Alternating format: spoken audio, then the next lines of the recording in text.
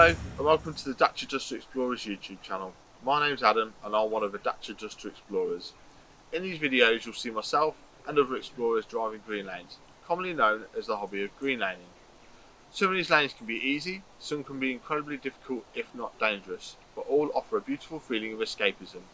If you have any doubt about the green lane you're driving, get out and walk the lane first, making a mental note of places to turn around a period and thinking about strategies to overcome difficult sections, because reversing after a failed attempt to get along the lane can be incredibly difficult and very risky.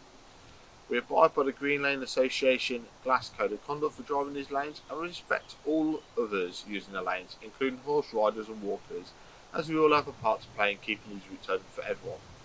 If you're thinking of green laning yourself, please consider joining the Green Lane Association to help fight to keep these lanes open and to help you understand more about this hobby. They also have a Trailwise 2 website which will significantly aid in your planning.